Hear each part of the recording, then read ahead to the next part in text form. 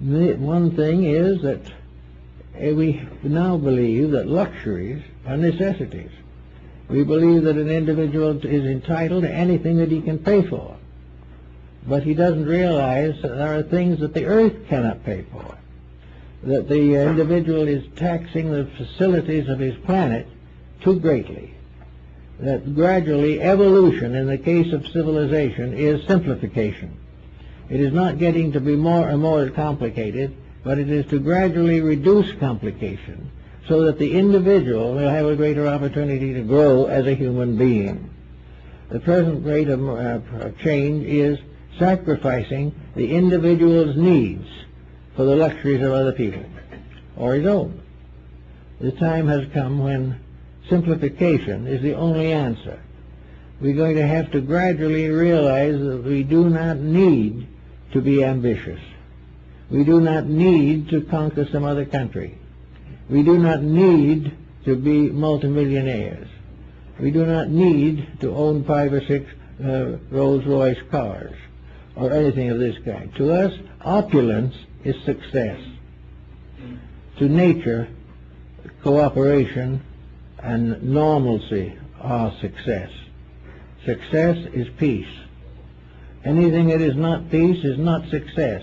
And any vibration we set up that is not peaceful will turn on us, ultimately, because it's not supposed to be there.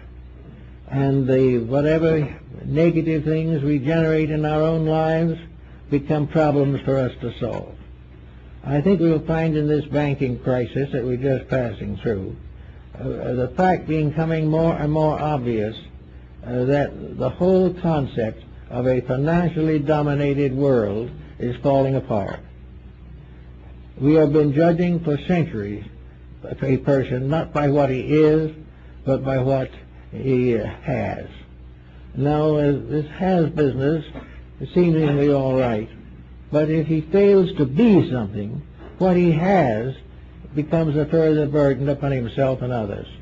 The problem is to find out how to become wealthy without accumulating wealth physically, but to become a person satisfied with what he needs and enjoying the privileges and luxuries of thought and pleasure and peace and goodwill as the development of his hobbies or his vocations, to be useful without being the victim of the tyranny of usage, which is one of our great problems at the moment.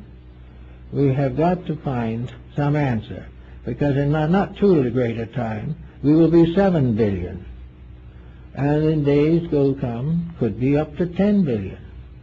But when we reach a point where the vibrations of a collective are greater than the vibratory field of the planet can endure, then something steps in and reduces population.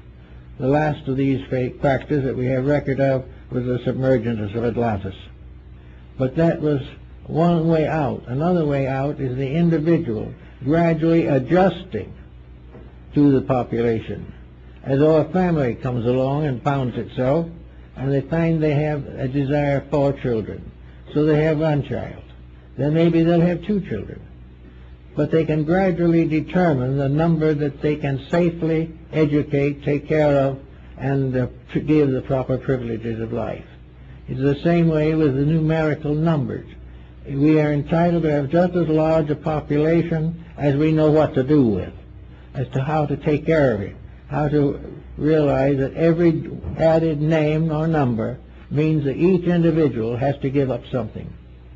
Every child that comes into a family becomes a part of a world family. And as this increases in size, something must happen. Nature cannot increase this much. Heaven cannot get bigger. It's large enough already. But it means that the more there are of us, the more we must work together, the more we must cooperate, the more we must sacrifice our personal so-called luxuries to the maintenance of that which is good. This is all clearly set forth by More in his Utopia. And the answer to the thing is, moderation is not only the answer to the problem of growth, but it is the answer to the problem of peace, of happiness, of utility. when we become able to express the inner part of our own lives without fear, we shall be a long way along in the problem of civilization, far further, much further on than we are now.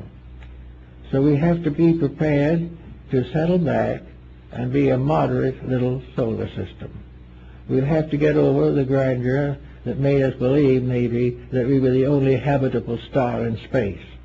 We'll have to get over this idea that we can go on forever inventing things that will save our souls. We will never save a soul by invention.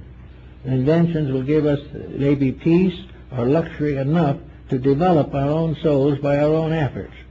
But nothing that can be given to us on the outside will guarantee the internal life of the person. This must come from within himself. But he can become capable of being one great big family with everybody getting what there is and enough.